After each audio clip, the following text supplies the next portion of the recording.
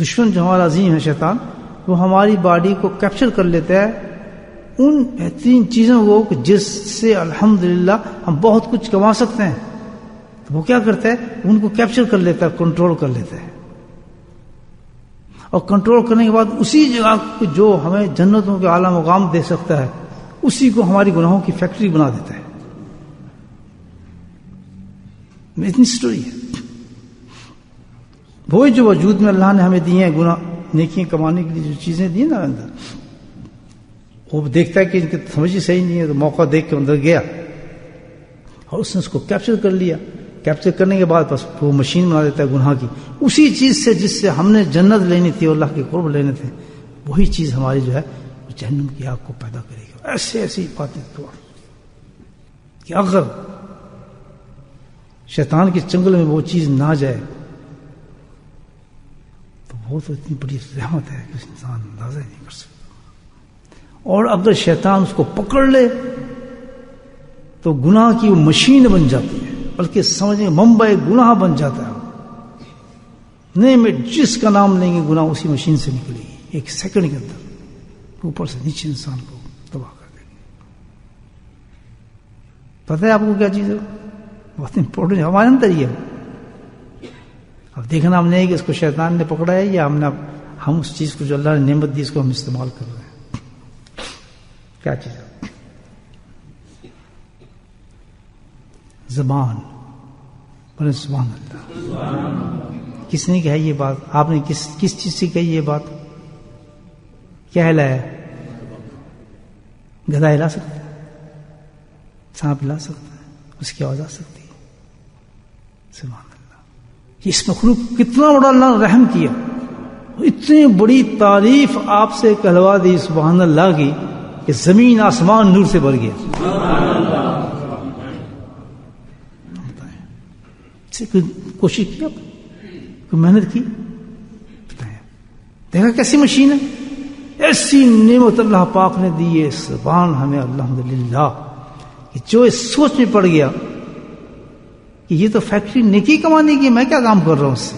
سبحان اللہ. وہ اتنا قریب ہو جاتا ہے سبحان اللہ، اس کا ہر لمحہ اتنا قریب جاتا ہے اللہ کے پاس، اتنا قریب کر دیتا اللہ سے. زبان ہلتی رہتی ہے اور نور ٹپکتا رہتا ہے. کبھی غور کیا ہم نے اس زبان کے بارے میں کتنی زبردست چیز ہے؟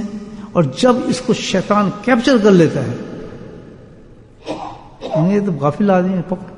جس وقت یہ مشین اس کے پاس چلی گئی تو اس سے جو چیزیں ہوتی ہیں ایسے ایسے بھیانک گناہ، غیبت اس سے، چغلی اس سے، اور جناب واحیات حرکتیں اس سے، گانے بجانے اس سے، عشق معشوقی اس سے، اور ایسی غصہ آیا تو اظہار زبان کر رہی ہے، گالی دینی تو زبان اظہار کر رہی ہے، خوشی ہے تو خوشی میں بدکاری غاص بازی اس زبان سے کی جا رہی ہے.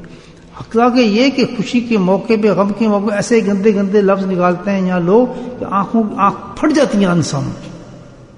ماں بہن بیٹھی ہوتی ہیں، مشین کی طرح گندی باتیں چل رہی ہوتی ہیں.